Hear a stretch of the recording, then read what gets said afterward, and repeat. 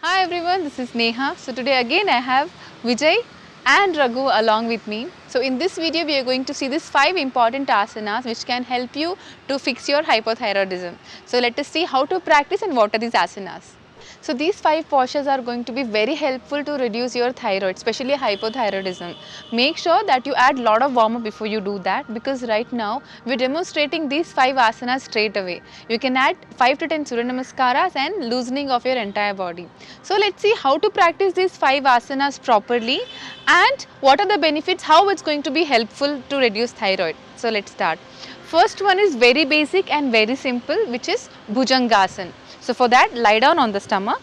So both of you just like turn this side, lie down on the stomach, keep your palm next to the chest, toe pointing out, keeping your legs together.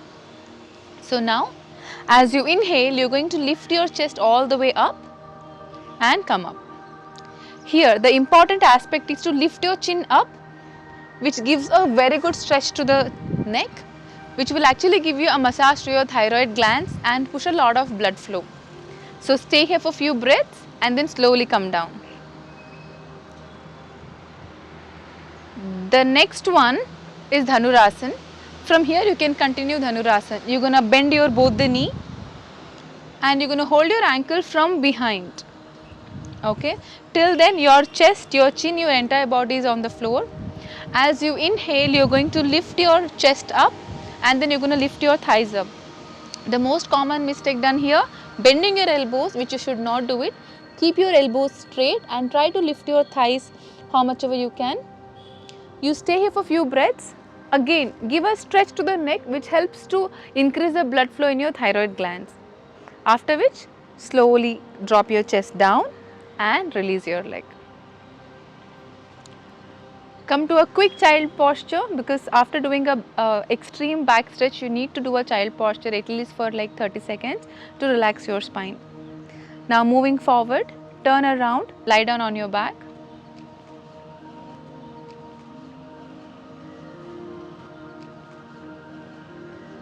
The next one we are going to practice Sarvangasana. Sarvangasana is extremely helpful. It is not super beginner, but then if you practice along with the wall, it should be helpful. So how to practice that? Lift your both the legs up 90° first and kick your hip up and try to balance on your shoulder. Lift up. Here make sure that your spine is in a straight line and your chin touches your chest by default. This posture actually gives you a good massage by increasing the blood flow by squeezing your stagnant secretion. So in your neck part, you can actually feel quite a good of a stress, which is not really a stress, but you can feel it's a compression which is created due to a blood flow. Okay. So once you're here for few counts, you're going to slowly bend your knee and drop your hip down. The next posture is a fish posture, Matsyasana. This is also an amazing posture for your hypothyroidism especially. So make sure that you add this one as well. So how do you do that? There are a lot of ways in which you can practice. So let us pick up an easy one how to do it. Bend your knee first, bend your elbow a little. So here, okay, Vijay, maybe you come here, I will show you how to do this posture, because a lot of people get this wrong. Raghu, you can practice.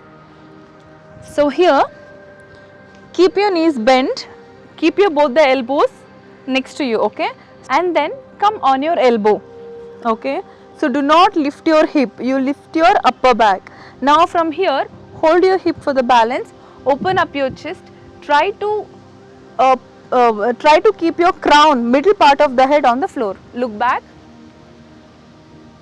and with the help of the elbow, drop it down. Once you place your crown on the floor, you can place your hands on the thighs. Here you can feel a good blood flow to the head and stretch in your neck.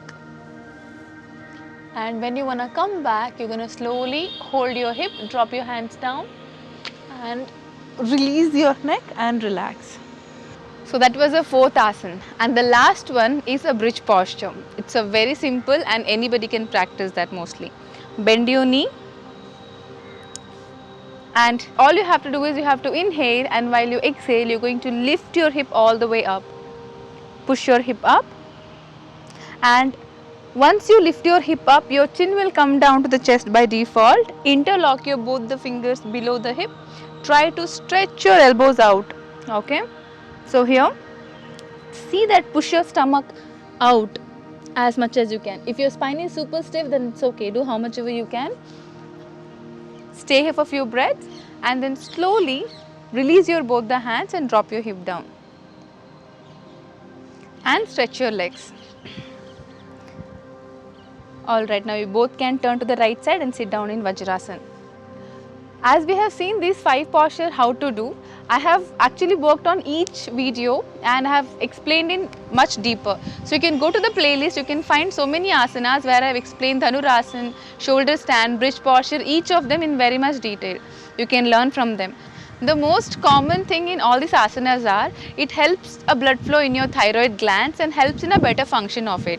So make sure that you add these things in your regular workout, yoga, whatever you practice, add these things.